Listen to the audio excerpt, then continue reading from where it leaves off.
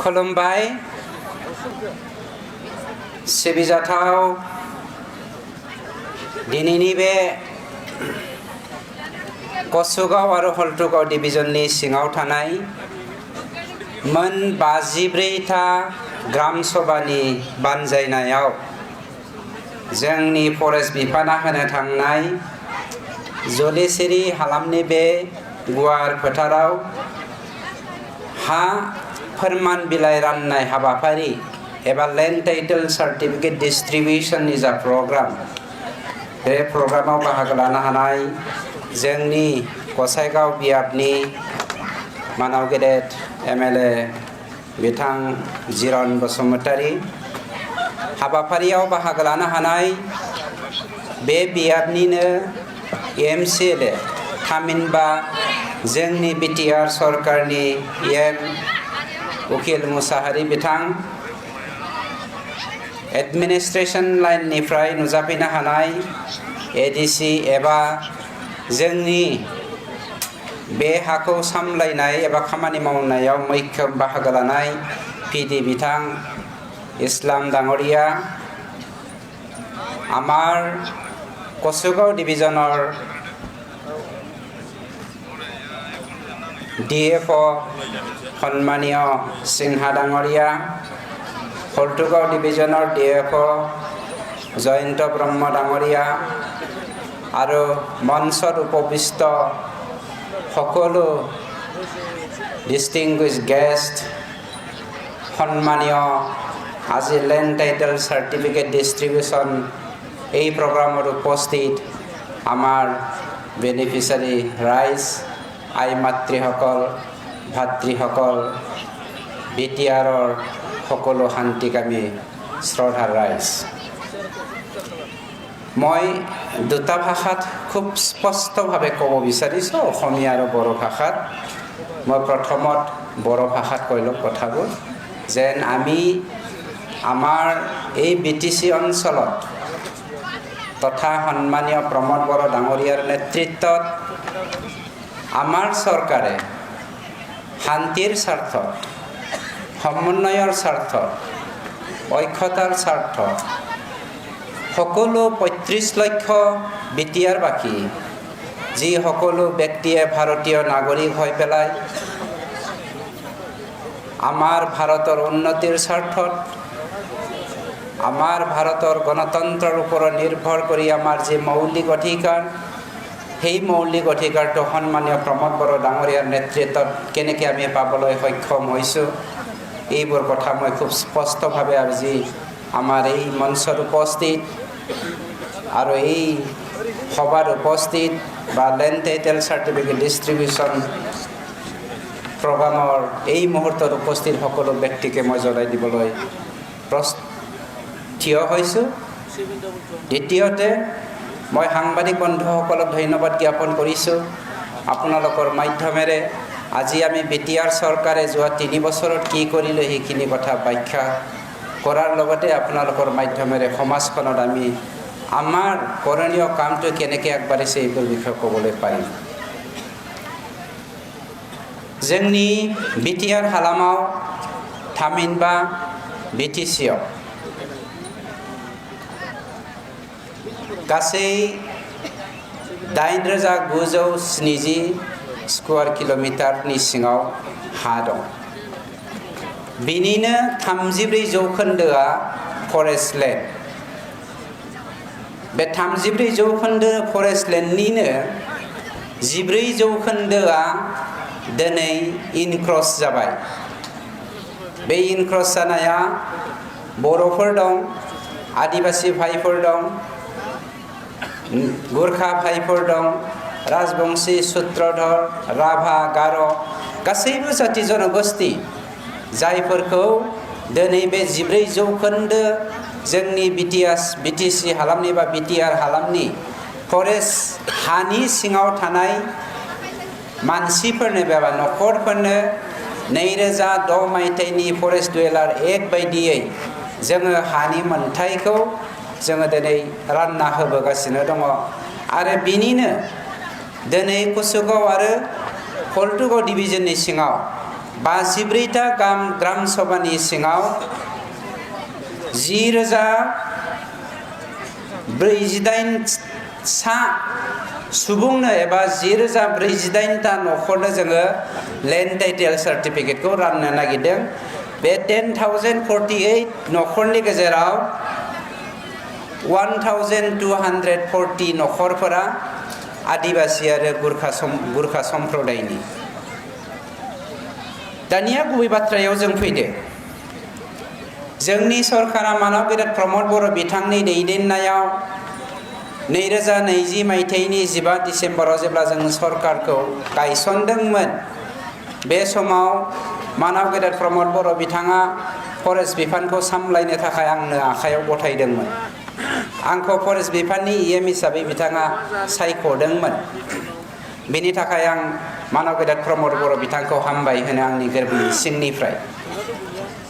नाथाय दुखुनांथाव बाथ्राया जादों 2006 मायथाइनि फरेस्ट डुवेलार एक्ट बायदियै जोंनि हालामाव थानाय गंफ्रोमबो फरेस्ट गामिफोरनि बा फरेस्ट डुवेलार एक्टनि गेजेरजों होनो हानाय गामिफोरखौ जोङो खोब गोख्रैयैनो लेन्ड टाइटेल सार्टिफिकेट खामानिखौ होनांगौ बा बिलाइखौ राननानै होनांगौ होननानै जोङो जेब्ला सेन्सास खालामदोंमोन, कसुगाव फरेस्ट डिभिजननि सिङाव गासै 103 ग्राम सभा दङमोन।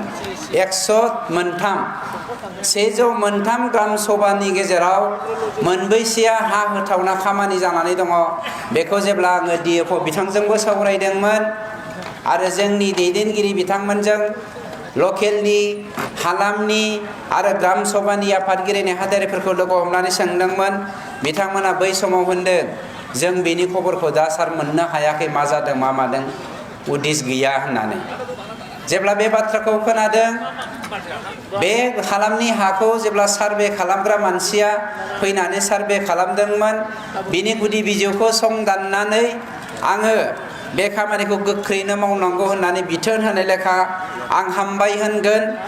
दुलाराय बर' फरायसा आफाद क'क्राझार जिल्लानि सासे सोद्रोमा दैदेनगिरि थरायना प्रिस्लिना बसुमतारी बिनानावा गुबैयै जोंनि सरकारखौ नोंथांमोननि कसुगाव हालामनि गासै दा मोननो गोनां लेन्ड टाइटेल सार्टिफिकेटखौ मोनफुंनायाव मैखोमै बाहागो लानायनि थाखाय आरो हामबाय होनदों जोंनि फरेस्ट बिफानखौबो आरो ग्राम सभानि जोंनि दैदेनगिरि नोंथांमोनखौबो।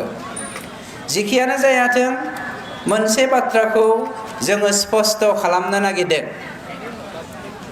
काउन्सिलनि सिङावहाय बेसेबां लाख फरेस्ट लेन्ड दङ, बेसेबां लाख प्रप'ज रिजार्भ फरेस्ट, बेसेबां लाख बिगा रिजार्भ फरेस्ट, बेसेबां लाख बिगा बायदि बायदि फरेस्ट लेन्ड दङ आरो बेसेबां लाख बिगा PGR, BGR, रेभिनिउ लेन्ड, सरकारि लेन्ड, दैब' लेन्ड, बायदिसिना धोरोम अनुष्ठानफोर फसंनाय हाफोर दङ, बेफोर हाखौ जोंनि सरकारा दिनै सायख'नानै हिसाब निकास खालामजोब्बाय। दा गुबै बाथ्राया जोङो हाखौ जोंनि मानसिफोरनो मोनफ्रोमबो जाति जनगोष्ठीखौ सरजाबनानै जोङो हाखौ बोरै होगोन?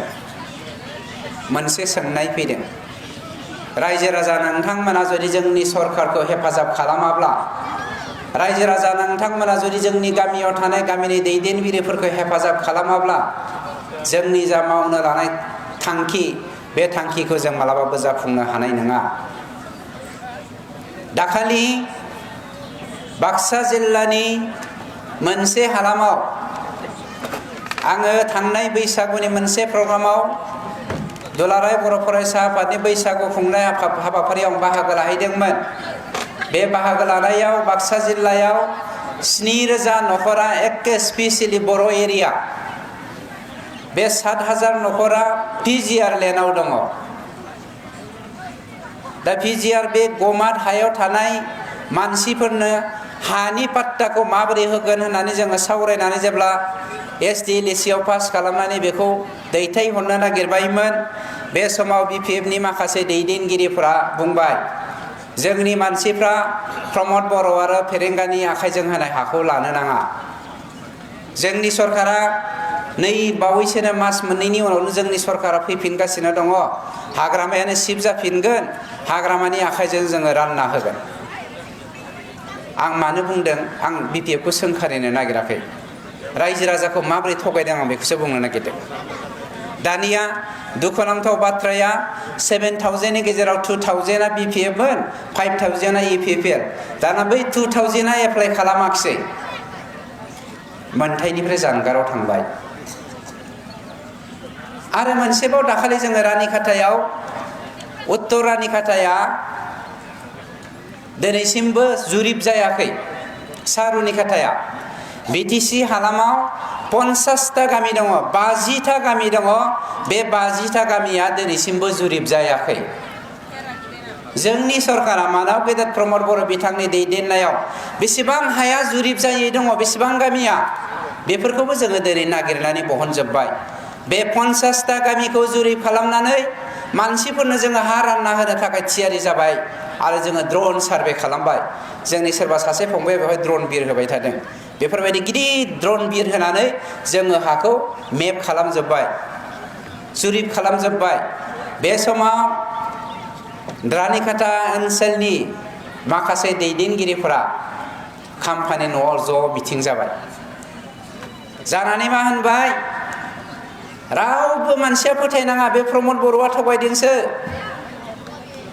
बे हाखौ मालाबाबो प्रमद बर'आ होनो हाया आरो रावबो बे मिथिङाव थांनाङा होननानै बुंबाय दानिया दुखुनांथाव बाथ्राया मा जादों मिथिबाय खाम्फा बरगयारिया बेवहाय 40 बिघा हा दङ बे जुरिब जानायनि सिङाव गावनि BPF सापर्टारफोरखौ बुंबाय এই তোমালোকে নাযাবা ইয়াত প্ৰমোদ বড়োৱে জুৰি কৰি আছে সেইটো মাটিটো কেতিয়াও দিব নোৱাৰি নন কেটেষ্ট্ৰেল বুলি কয় ইংলিছত জুৰিব নোহোৱা মাটি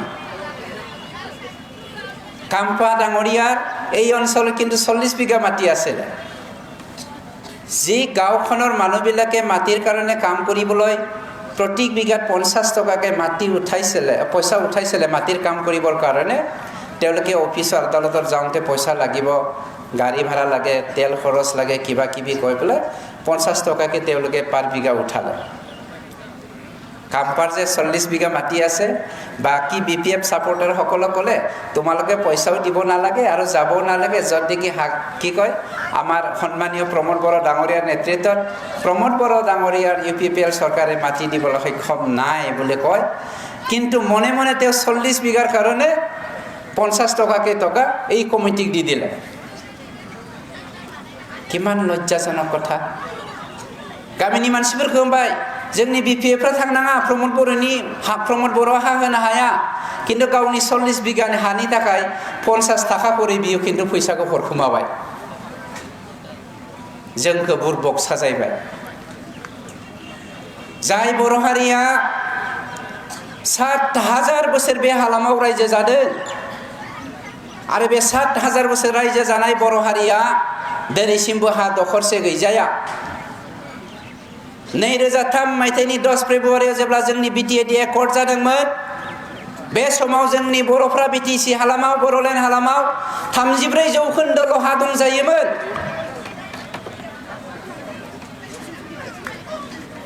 2011 आव जेब्ला सोशियो इकोनॉमिक सेंसास जायो बे सोशियो इकोनॉमिक सेंसास जानायावबो BPF सरकारनि दिनावबो 34% किन्तु हा गोनां देखायफिनदों अर्थात 2003 सननिफ्राय 2011 सनसिम बिसोर जेबो खामानि मावाखै रावबो मानसिनो हा होआखै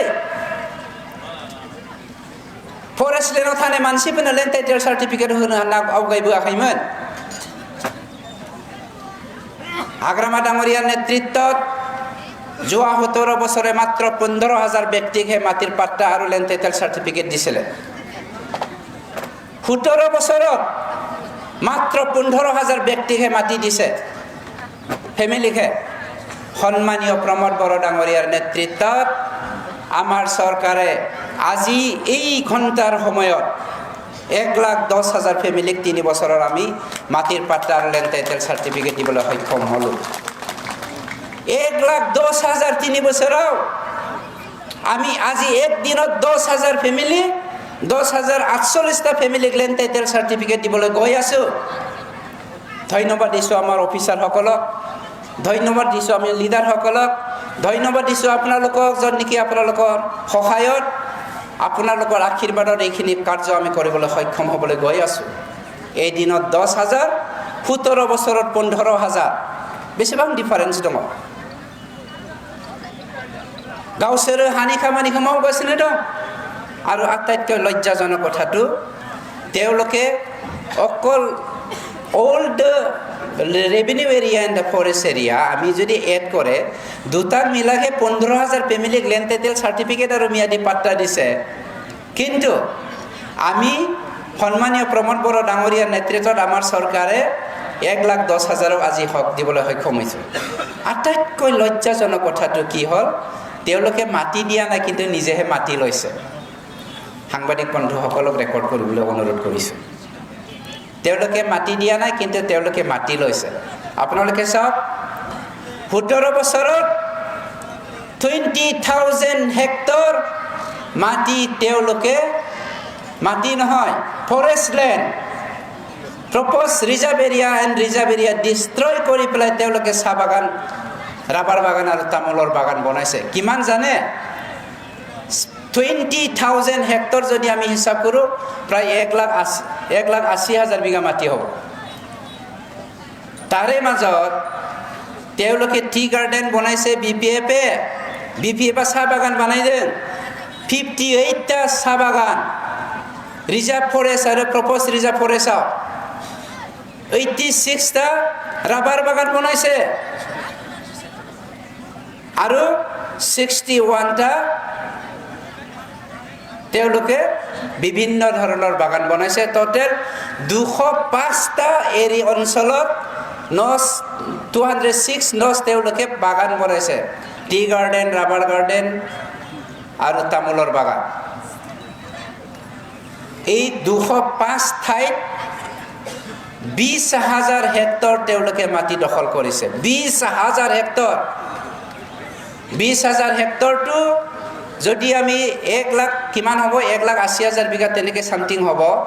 এই মাটিটো যদি আমি প্ৰত্যেক ব্যক্তিক, প্ৰত্যেক ফেমিলিক 2 বিঘাকৈ যদিও দিয়ে, আমি প্ৰায় কিমান হ'ব ছাৰ? এইফালে 50, এইফালে 40 যদি দিয়ে, 90,000 ফেমিলিক আমি মাটি দিব পাৰিলোহেঁতেন যোৱা 17 বছৰত। তেওঁলোকে কিন্তু ৰাইজক মাটি দিয়া নাই। हाग्रामा सरकारा फैफिनबा हा होगोन होननानै थगायदों। 17 बोसोर बिथांमोना हाखौ होआखै, आरो माला बिथांमोननि सरकारा फैबावगोन? रायजो राजानो हा होआखै, रायजो राजानो मोनथाय होआखै, रायजो राजानो शान्ति होआखै, रायजो राजानो गोजोननाय होआखै।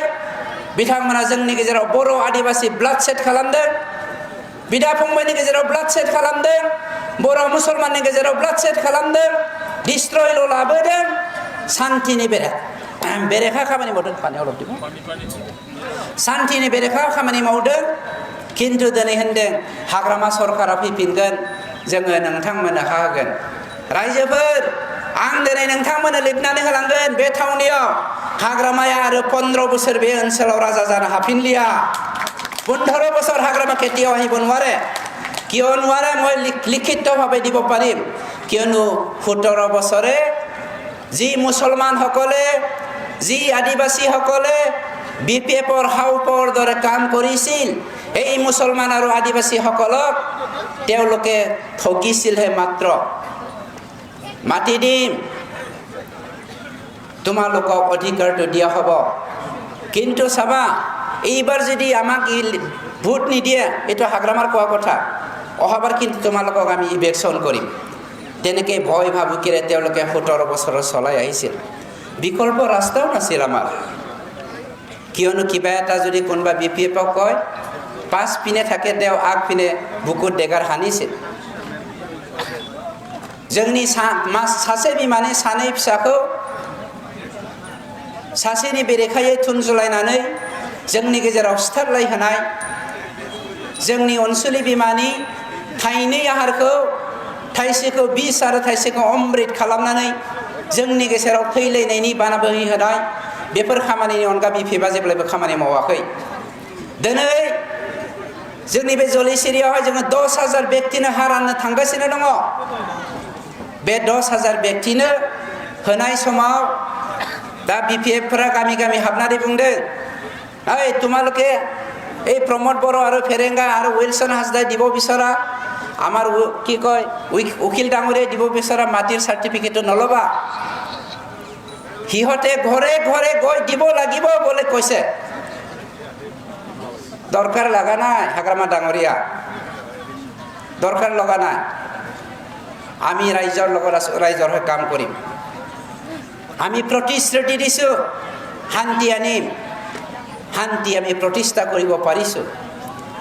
যোৱা 17 বছৰে BPF হাজাৰ হাজাৰ BPFৰ দিনত হাজাৰ হাজাৰ মানুহৰ জীৱন হত্যা হ'ল, কোটি কোটি টকা আমি আমাৰ সম্পত্তি আমি লছ কৰিব লগা হৈছে কেৱল মাত্ৰ BPFৰ তেওঁলোকৰ ব্যক্তিগত স্বাৰ্থৰ কাৰণে।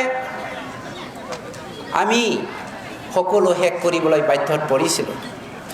কিন্তু সন্মানীয় প্ৰমোদ বড়ো ডাঙৰীয়াৰ নেতৃত্বত আজি আমি শান্তি প্ৰতিষ্ঠা কৰিব পাৰিছোঁ, সমন্বয় কৰিব পাৰিছোঁ। जोंनि गेजेराव खौसेथि गैयामोन। गंसे गिर्जायावनो सानै बिदा फंबाया ज' हाबजाबनो हायै जाबाय। बिथांमोननि समाव गंसे मन्दिरावनो सानै फिसालथैया फुजा खालामनो हायाखैमोन। मोनसे बाजारावनो जोङो ज' बाजार जाजाबनो हायामोन। गंसे दुब्लियावनो जोङो आबाद मावनो हायामोन। दिनै मानाव गेदेर प्रमोद बड़ो बिथांनि दैदेननायाव जोङो गासैखौबो जाफुंहोनो हाबाय। ধুবুৰীৰ মুছলমান ভাইসকলে, ধুবুৰীত থকা অসমীয়া ভাষীসকলে, ধুবুৰীত থকা ৰাজবংশী ভাইসকলে আজি পাহাৰৰ কাষত আহি মিস্ত্ৰী কাম কৰিবলৈ সক্ষম হৈছে। আপোনালোকে যদি ঘূৰিবলৈ যায় প্ৰতি গাঁৱত আজি 1 ডজনকৈ নহ'লেও 5 জনকৈ আজি মুছলমান ভাইসকলে মিস্ত্ৰী কাম কৰি আছে। যি কামটো 17 বছৰে হাগ্ৰামা ডাঙৰীয়াৰ নেতৃত্বত আমাৰ BTC অঞ্চলত কেতিয়াও আমি দেখিবলৈ সক্ষম হোৱা নাছিলোঁ।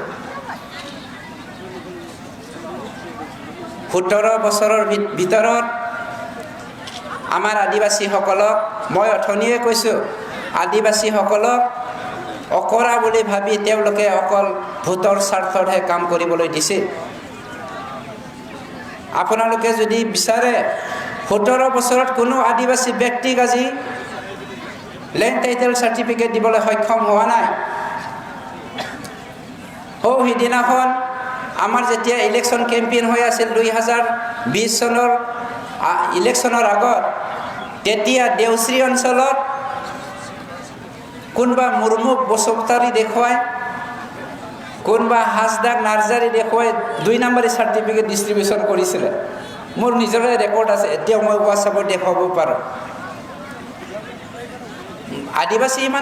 আদিবাসী ভাইসকল ইমান অকৰা নে বাৰু মুৰ্মুক বসুমতাৰী লিখি পেলাই তাত চাৰ্টিফিকেট ল'বলৈ?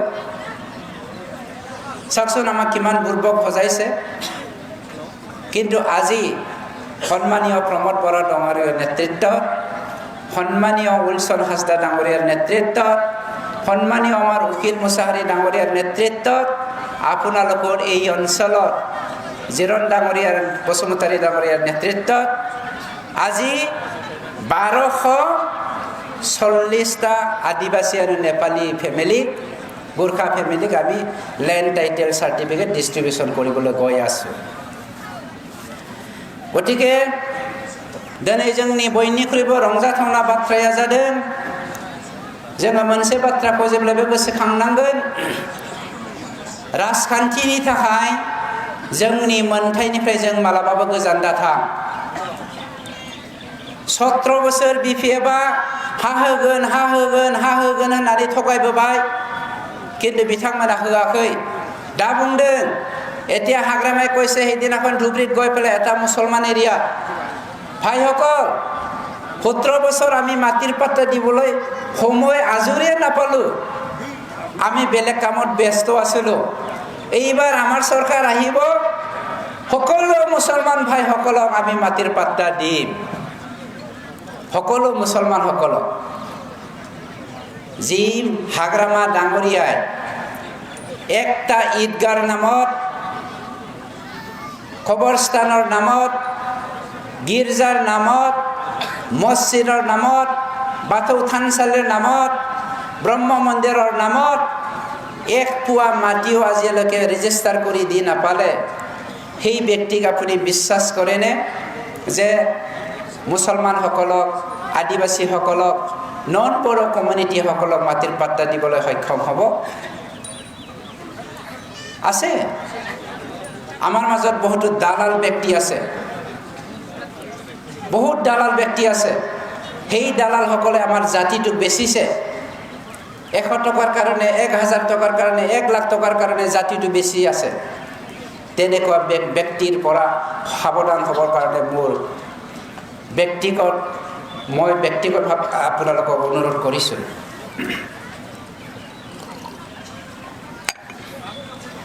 सिबिजाथाव रायजो राजा नोंथांमोन दिनै गावनि माहारियारि बादखौ लानानै दुलाराय बर' फरायसा आफाद दिनै जोंनि बर' थुनलाइ आफादनि जोनोम जादों जोङो जुदि नायो 1953 मायथाइनि 16 नभेम्बराव जेब्ला बर' थुनलाइ आफादनि जोनोम जादोंमोन बे बर' थुनलाइ आफादनि जोनोम जानाय समाव जोंनि हारिया जोबहां जानानै फैदोंमोन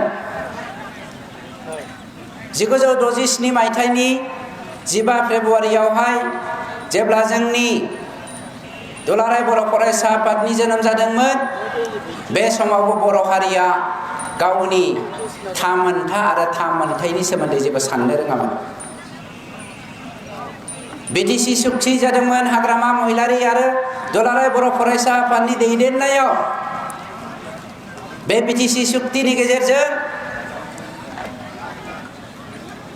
आसाम सरकार आरो भारत सरकारा गावनि थामोनथानि बाथ्रा लानानै खामानि मावनानै आवगायलांनो हाथों बे हारिया जौगानो हाथों होननानै मिजिं खालामदोंमोन जी हाग्रामा डांगरिया 17 বছরে বড় জাতিকে নিজৰ অধিকাৰৰ পৰা বঞ্চিত কৰি ৰাখিলে जी हाग्रामा महिलारे 17 বছরে বড় জাতিকে এক দখৰ মাটি পাট্টা দিবলৈ সক্ষম নহল এই হাগ্ৰামা মহিলাৰ পৰা আপোনালোকে আশা কৰিব পাৰিনে আদিবাসীসকলে মাটিৰ পাট্টা পাব বা ল্যান্ড টাইটেল সাৰ্টিফিকেট পাব এই হাগ্ৰামাৰ পৰা আপোনালোকে আশা কৰিব পাৰিনে মুছলমানসকলৰ ঈদগাহ মছজিদ আৰু কবৰস্থান খ্ৰীষ্টিয়ানসকলৰ গীৰ্জাৰ কাৰণে মাটিৰ পাট্টা পাবলৈ সক্ষম হ'ম বুলি কেতিয়াও সম্ভৱ নহয় কিয়নো তেওঁ কোনো ব্যক্তিৰে ভৱিষ্যত জেনেৰেশ্যনৰ কথা চিন্তা কৰি আগুৱাই নিয়াৰ চিন্তা কৰি কাম কেতিয়াও নকৰে সেইটো জল পট আমাৰ সন্মুখত থিয় দি আছে আৰু 17 বছৰে ইয়াৰ এক্সপেৰিয়েন্সটো ইয়াৰ টেষ্টটো আমি লৈ আছো जोंनि हारिखौ फोथांना लाखिनोब्ला जोङो माहारियारि बादखौ मालाबाबो नागारनो नाङा दिनै हाग्रामाजों उन खारफाग्रा बिरफाग्रा माखासे खिब्रमाफोरा जोंनि हारिखौ फोजोबनो नागिरगासिनो दङ हाग्रामानि आगसि आगदा दाजानाय माखासे आफादफोरा सैमा सिख'फोर बायदि बर'नि माहारियारि बादखौ जेरै मासे खारबाय थानाय मैखौ सैमा सिख'फ्रा होसो गोथाङैनो दरलब अरनानै बै मैखौ सिथारो जोंनि माहारियारि बादखौबो हाग्रामानि आगसि आगदा दाजानाय बै सैमा सिख' आफादफोरा फोजोबस्रांनो नागिरदों गासैनिबो सायाव हारिया थांनायनि थाखाय सोनारनानै थायो जों मानियो हाग्रामाया सानसे समाव लिडारमोन नाथाय दिनैनि समाव हाग्रामानि जा मानसिफोर बे मानसिफोरा सासे लिडारनि गुनखौ लाखिनो हायाखै समाज दाखांनायाव जोंनि इयुन जेनेरेशनखौ दाखांनायाव ग्लबेल मुलुगनि केरेक्टारिस्टिक्सजों चेलेन्ज खालामनानै जेरै ना बारलिया ना फिसाफोरखौ ग्लब मन'यो बेफोरबायदि मन' जानायनिफ्राय जोंनि हारिखौ बासायनो थाखाय दुलाराय बर' फरायसा आरो बर' साहित्य सभाया खामानि मावगासिनो दङ बेफोरखौ बिथांमोना मालाबाबो हेफाजाब सोरबा आफादनि एगेन्स्टै बुंनाय नङा सोरबा राजनीतिक पार्टिनि एगेन्स्टै बुंनाय नङा किन्तु मानव गेदेर प्रमद बर' बिथांनि दैदेननायाव जेब्लासिम जोंनि दोलोआ बे हालामाव सरकार दाबाय थागोन अब्लासिम जोङो बिखाफोर दाननानै होनो हायो बर'नि माहारियारि बादजों सोमोन्दो थानाय जिखुनु हाबाखौ मावनायाव जोंनि सरकारा जेब्लायबो दङ। আজি আমি নাজানো কিমান ব্যক্তিয়ে কি ধৰণে অনুভৱ কৰিব পাৰিছে। আমি ভাবো আমি যিটো শান্তি আমি প্ৰতিষ্ঠা কৰিব পাৰিছো এই শান্তিটো স্থায়ী হ'ব। যি সমন্বয় কৰিব পাৰিছো এই সমন্বয়টো স্থায়ী হ'ব। যি ঐক্যতা কৰিব পাৰিছো ঐক্যতা পাৰ্মানেণ্টলি যোগামীভাৱে আমি কাম কৰিবলৈ সক্ষম হ'ম। আজি সকলোৱে ইণ্টেলেকচুৱেল ব্যক্তিসকলে ক'ব বিচাৰে যে 17 বছৰত যি আদিবাসী গাঁওখনত বড়োসকলে যাব নোৱাৰিছিল, যি বড়ো গাঁৱত আদিবাসীসকলে আহিব নোৱাৰিছিল, যি মুছলমান গাঁৱত বড়োসকলে অহা যোৱা কৰিবলৈ সক্ষম নাছিল, যি বড়ো গাঁৱত মুছলমানসকলে অহা যোৱা কৰিবলৈ সক্ষম নাছিল, সেইবোৰ ঠাইত সকলো জাতি জনগোষ্ঠী আহি পেলাই নিজৰ দৰে কাম কৰিবলৈ, নিজৰ দৰে আলোচনা কৰিবলৈ, নিজৰ দৰে একেখন বজাৰ কৰিবলৈ, নিজৰ দৰে একেখন মন্দিৰত, এখন মছজিদত, এখন গীৰ্জাত প্ৰাৰ্থনা কৰিবলৈ, ওপৰৱালাৰ ওচৰত প্ৰাৰ্থনা দুৱা মাগিবলৈ আমি সক্ষম হৈছোঁ কেৱল মাত্ৰ সন্মানীয় প্ৰমোদ বড়ো ডাঙৰীয়াৰ নেতৃত্বত। কিয়নো আমাৰ মন্ত্ৰটো হ'ল আমি বড়ো সমাজ গঢ়িব বিচৰা নাই আদিবাসী মুছলমান নেপালীসকলক বাদ দি। আমি আদিবাসী সমাজ গঢ়িব বিচৰা নাই বড়ো আৰু মুছলমান আৰু অন্য জাতিসকলক বাদ দি। আমি এনেকৈ এটা সমাজ গঢ়িবলৈ গৈ আছোঁ যি সমাজটো কোনো জাত পাত চিনি নাপায়, সকলোৱে এক। এই সমাজটোৱে হ'ল বড়োলেণ্ড সমাজ, শান্তিৰ সমাজ, সমন্বয়ৰ সমাজ আৰু ঐক্যতাৰ সমাজ, যাৰ ফলত আগন্তুক 2 বছৰত অৰ্থাৎ 2025 চনৰ 15 ডিচেম্বৰ দিনাখন আমাৰ চৰকাৰটো উকলি যাব। এই দিনলৈকে আমাৰ আজি সাংবাদিক বন্ধুসকলে ৰেকৰ্ড কৰি আছে। আমাৰ সাংবাদিক বন্ধুসকলৰ সন্মুখত সকলো বহি থকা আমাৰ শান্তি প্ৰেমী ৰাইজসকলৰ সন্মুখত এটা কথা মই কম, এই 2 বছৰত সন্মানীয় প্ৰমোদ বড়ো ডাঙৰীয়াৰ নেতৃত্বত যিমান মাটিৰ সমস্যা আছে এই সমস্যাটো 100% আমি সমাধান কৰিবলৈ হাতত এতিয়া আমি প্ৰস্তুত। যি মাটিৰ কাৰণে বড়ো মুছলমান কনফ্লিক্ট হ'ল, যি মাটিৰ কাৰণে বড়ো আদিবাসীৰ কনফ্লিক্ট হ'ল, যি মাটিৰ কাৰণে আমাৰ ভাতৃঘাতী বড়োৰ মাজত সংঘাত হ'ল, এই সংঘাতটো দূৰ কৰাই আমাৰ একমাত্ৰ মন্ত্ৰ। गावनि हारिखौ दानोब्ला, गावनि बिमाखौ समायना खालामनोब्ला, गावनि बिमाखौ माइनाव बिमा खालामनोब्ला, गावनि फिसाफोरखौ गुनि गियानि खालामनोब्ला साखाथियाव थानाय बै नखरनि बिमा, बै नखरनि आंगोफोरखौबो जोङो गोबानानै लानांगोन। दालाय गैयै बिफाङा मालाबाबो फिथाइ थायनो हाया।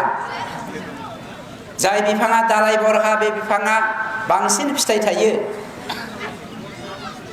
बेफोरबायदिनो जोंबो दालाय गोनां साफ्रोमबो मानसिजों, मोनफ्रोमबो जाति जनगोष्ठीजों खौसे जानानै जोंनि जा माहारियारि बाद दानायनि थांखि, दुलाराय बर' फरायसा आफादनि थांखि, जोंनि गुबुन गुबुन माहारियारि आफादजों लोगोसे बर' साहित्य सभानि जा माहारियारि बाद, बे बादखौ जाफुंसार होनोब्ला जोङो आदिबासी, सावताल, उराव, मुन्डा, मुसलमान, बाकी जेसेबां जाति जनगोष्ठी थायाथों माने गोबानानै लानांगोन। जेरै आंनि बिमाखौ आङो अनो, गुबुननि बिमाखौबो जोङो अननो रोंनांगोन। जोंनि सिपसारा 10 मिनिट उनाव सफैगासिनो दङ। बे 10 मिनिटखौ जोंहा माखासे गाहाय गुबुन गुबुन आलासिफोर दंफैयो। जोंनि EM विल्सन हासदा बिथां दंफैयो, जोंनि आदिबासी डेभेलपमेन्ट काउन्सिलनि स्पिकार सरि चिफ एक्जिकिउटिभ मेम्बार दंफैयो बिथांमोनखौबो जों फंनैसो बुंहोगोन नंखायनो समनि आंखालनि थाखाय सौफैथारसिगोन बिथाङा सौफैसिगोन खबर फैदों साफ्रोमनि बिसमबो आसा खालामबाय BPF UPPL BJP कंग्रेस बे डिफारेन्सखौ गावनि मोनथायनि थाखाय दालाबो रावबो BPF फैबासो हानि सार्टिफिकेटखौ आं लागोन पाट्टाखौ आं लागोन बेफोरबायदि मूर्खामिखौ दा खालाम जोंनि हारिया जायनि जाहोनाव बाक्सायाव 7,000 मानसिनो हा होनो लानो नागिरनायाव दिनै 2,000 BPF सापर्टार थांबाय 5,000 मानसिनो गाबोन जों सबनि हा होनो थांगासिनो दंबावो हाग्रामा आरो काहानियाव इयात BPF हिसाबै আহিব নোৱাৰে हाग्रामा যদি MCLA হিচাপে আহিব বিচাৰে হয় UPPL আহিব লাগিব নহয় BJP আহিব লাগিব BPF হিচাপে যদি হাগ্ৰামাই ইয়াত ৰাজত্ব কৰিব বিচাৰে তেতিয়া হাগ্ৰামা জিৰ' হ'বলৈ গৈ আছে মই চ্যালেঞ্জ কৰিম হাগ্ৰামাক 2025 চনত যদি তুমি ইয়াত আকৌ চিফ হ'ব বিচাৰে ইয়াত যদি আপুনি কিবা এটা হ'ব বিচাৰে হয় আপুনি UPPL আহিব লাগিব নহলে BJP আহিবই লাগিব নহলে আপুনি জিৰ' হ'বলৈ গৈ আছে থ্যাংক ইউ